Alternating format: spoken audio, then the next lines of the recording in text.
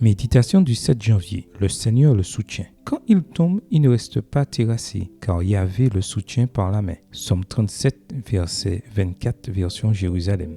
John N. Andrews, 1829-1883, est considéré comme un des pionniers adventistes dont la vie a été une fascinante aventure de foi. La façon dont il avait fait face à la maladie et à la mort de sa fille en est la preuve.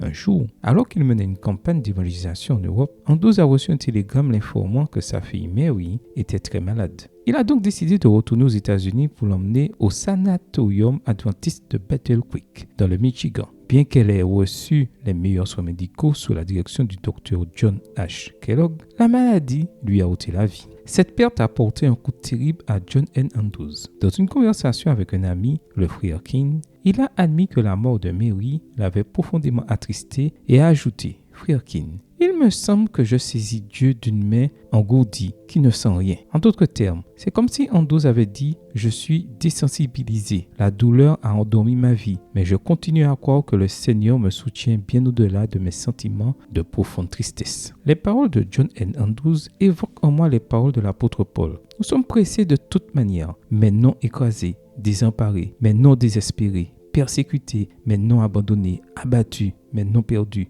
2 Corinthiens 4, versets 8 et 9. Ces 4 antithèses montrent que, bien que nous soyons de fragiles vases d'argile, l'excellence du pouvoir divin agit puissamment dans nos vies et nous fait nous en sortir vainqueurs, même dans les circonstances les plus défavorables. En effet, la vie n'est pas un épisode, mais un processus qui va au-delà de ce que nous vivons aujourd'hui. Bien que la flamme de la douleur ait poussé notre foi à sa limite, même si Satan a rempli le paysage de notre existence de nuages gris, il ne pourra jamais nous détruire, car le Seigneur nous tiendra par la main et nous persisterons comme si nous voyons ce qui est invisible. Hébreux 11, verset 27. Si nous nous sentons peut-être seuls, sans soutien, accrochons-nous à la promesse divine. Si cet homme vient à tomber, il ne reste pas à terre, car le Seigneur le prend par la main. Notre âme endormie ne le sent peut-être pas, mais le Dieu qui soutient l'univers continue aussi à soutenir nos vies. Amen. Bonne journée à vous et que le Seigneur vous bénisse.